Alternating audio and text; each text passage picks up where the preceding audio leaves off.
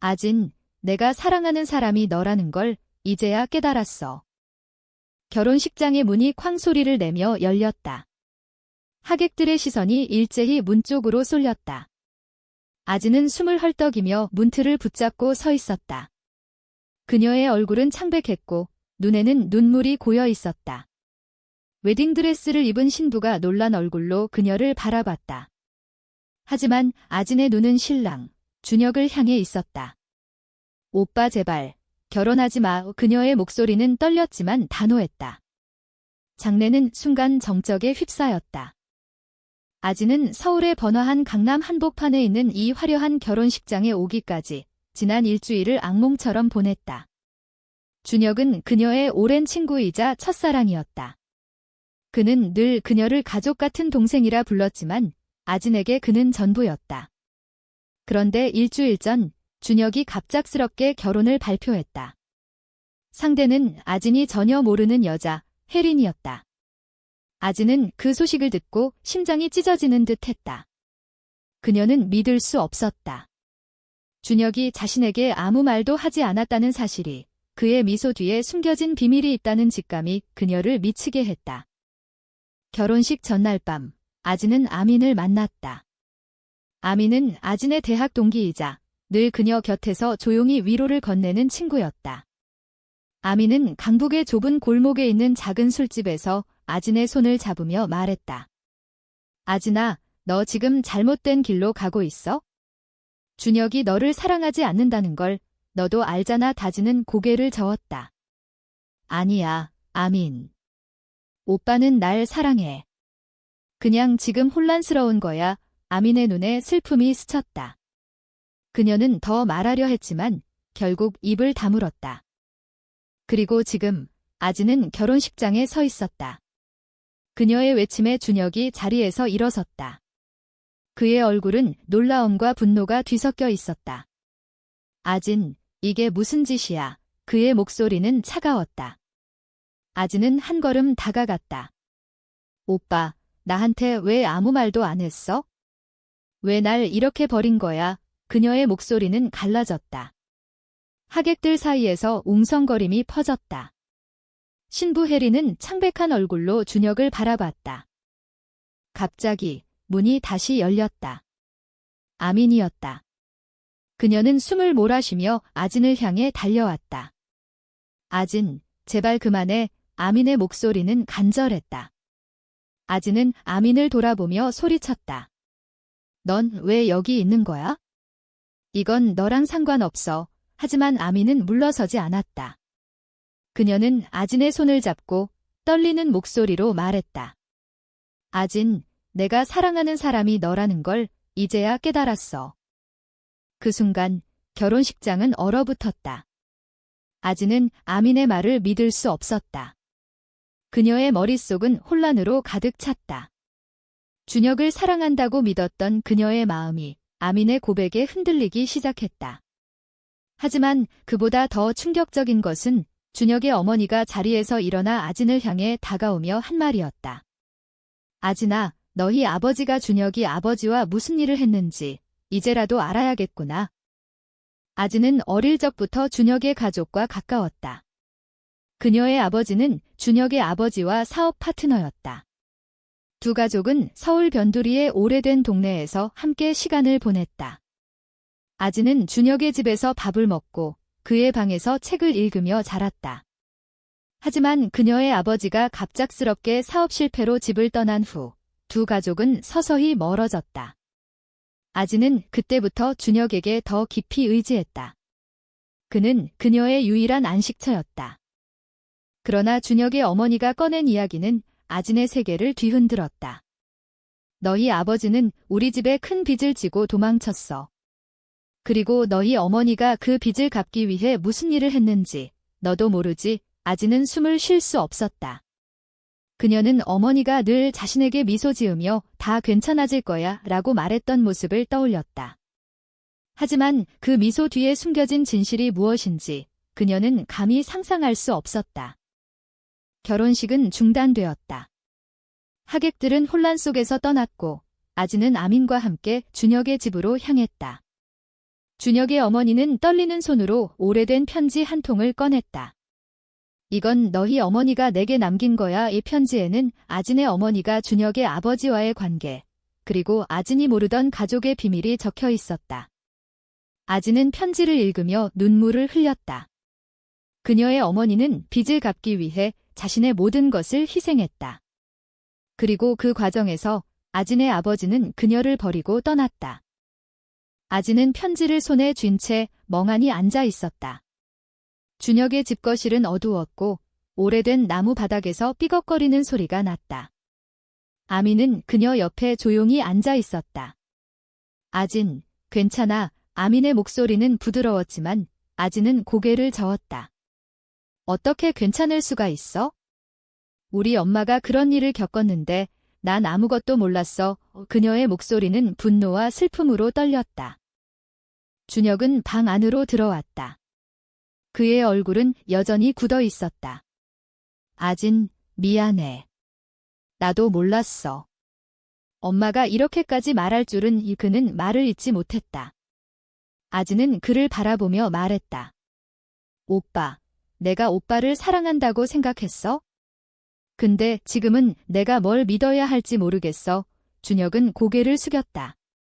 그의 침묵은 아진의 가슴을 더 아프게 했다. 아민이 조용히 일어섰다. 아진, 우리 나가서 얘기하자. 그녀는 아진의 손을 잡고 집을 나섰다. 서울의 밤은 차갑고 조용했다. 두 사람은 한강변으로 걸어갔다. 강물은 달빛을 반사하며 잔잔히 흐르고 있었다.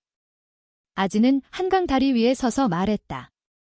아민, 너 진심이었어? 날 사랑한다고 한 것. 아민은 한숨을 쉬며 고개를 끄덕였다. 응, 오랫동안 그랬어. 근데 너 눈에는 준혁밖에 없었잖아. 아진은 아민의 말을 곱씹었다. 그녀는 자신이 준혁을 사랑한다고 믿었지만 그 감정이 진짜였는지 의문이 들기 시작했다. 아민은 늘 그녀 곁에 있었다. 아진이 울 때, 웃을 때, 무너질 때 아민은 항상 그 자리에 있었다. 아진은 아민의 손을 바라봤다. 그 손은 따뜻했고 그녀에게 안전함을 주었다. 그날 밤, 아진은 아민의 집에서 잤다. 아민의 작은 원룸은 단출했지만 벽에 붙은 사진들과 책들로 가득 차 있었다. 아진은 아민의 책상 위에 놓인 일기장을 발견했다. 호기심에 펼쳐본 일기에는 아진에 대한 아민의 마음이 적혀 있었다. 아진이 행복했으면 좋겠어. 내가 곁에 있을 수 없어도. 아진은 가슴이 먹먹해졌다. 그녀는 아민이 잠든 모습을 바라보며 처음으로 그녀에게 끌리는 자신을 느꼈다. 다음 날, 아진은 어머니를 만나러 갔다.